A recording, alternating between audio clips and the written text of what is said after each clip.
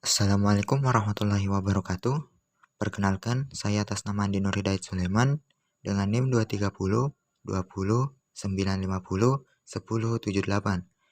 dari kelas PTIKE Universitas Negeri Makassar. Pada video ini saya akan mempresentasikan materi dengan judul penjadwalan CPU. Terdapat 6 poin pembahasan yang akan saya bahas. Yang pertama, definisi penjadwalan CPU. Yang kedua, komponen penjadwalan CPU. Yang ketiga, jenis-jenis komponen scheduler. Yang keempat, kriteria penjadwalan CPU. Yang kelima, strategi penjadwalan CPU. Yang keenam, penjelasan algoritma penjadwalan. Pada poin pertama, definisi penjadwalan CPU. Penjadwalan proses adalah aktivitas manajer proses yang menangani penghapusan proses yang sedang berjalan dari CPU dan pemilihan proses lain berdasarkan strategi tertentu.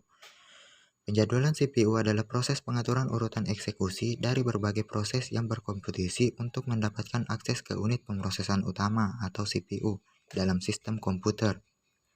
Tujuan dari penjadwalan CPU adalah untuk meningkatkan efisiensi penggunaan CPU, meminimalkan waktu tunggu pengguna, dan memastikan pemanfaatan sumber daya yang optimal. Selanjutnya, komponen penjadwalan CPU. Komponen-komponen utama dalam penjadwalan CPU meliputi yang pertama queue, yang kedua scheduler, yang ketiga dispatcher. Pertama, queue. Queue merujuk pada antrian yang digunakan untuk menyimpan tugas-tugas yang menunggu untuk dieksekusi. Tugas-tugas ini diatur dalam urutan tertentu sesuai dengan prioritas atau aturan lainnya. Yang kedua, scheduler. Scheduler adalah komponen yang bertanggung jawab untuk memilih tugas dari antrian dan menentukan urutan eksekusinya. Scheduler mengatur alokasi sumber daya komputer, seperti CPU time, dengan efisien untuk memastikan kinerja sistem optimal. Ketiga, dispatcher. Dispatcher adalah bagian dari sistem operasi yang bertugas mengeksekusi tugas yang telah dipilih oleh scheduler. Dispatcher mengambil tugas dari antrian, membuatnya ke dalam memori, dan menginisiasi eksekusi tugas tersebut pada CPU. Selanjutnya, jenis-jenis komponen scheduler.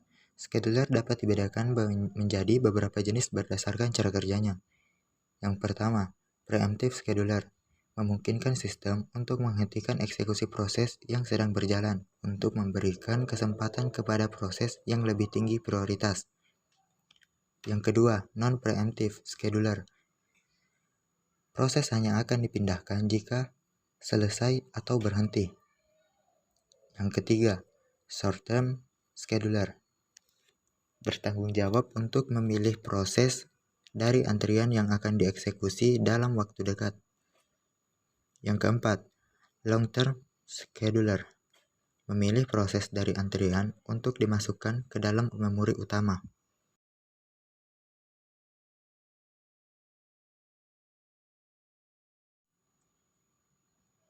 Selanjutnya, kriteria penjadwalan CPU. Yang pertama, responsiveness, yaitu waktu yang dibutuhkan sistem untuk merespon permintaan pengguna. Yang kedua, throughput, jumlah proses yang selesai dieksekusi dalam satu periode waktu tertentu. Yang ketiga, fairness, memberikan kesempatan yang adil kepada semua proses dalam sistem. Yang keempat, utilization, penggunaan CPU yang optimal. Selanjutnya, strategi penjadwalan CPU. Strategi penjadwalan CPU terbagi menjadi dua. Yang pertama, non-preemptive. Di sini, sumber daya tidak dapat diambil dari suatu proses sampai proses tersebut menyelesaikan eksekusi. Peralihan sumber daya terjadi ketika proses yang sedang berjalan berhenti dan berpindah ke keadaan menunggu. Yang kedua, preemptive. Di sini, operation system mengalokasikan sumber daya ke suatu proses untuk jangka waktu tertentu.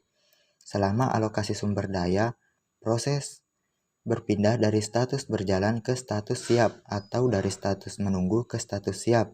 Peralihan ini terjadi karena CPU mungkin memberikan prioritas pada proses lain dan mengganti proses dengan prioritas lebih tinggi dengan proses yang sedang berjalan.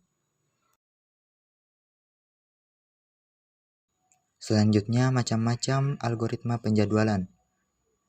Yang pertama, first come first serve atau disingkat FCFS. Yang kedua, shortest job first atau disingkat SJF. Yang ketiga, priority scheduling.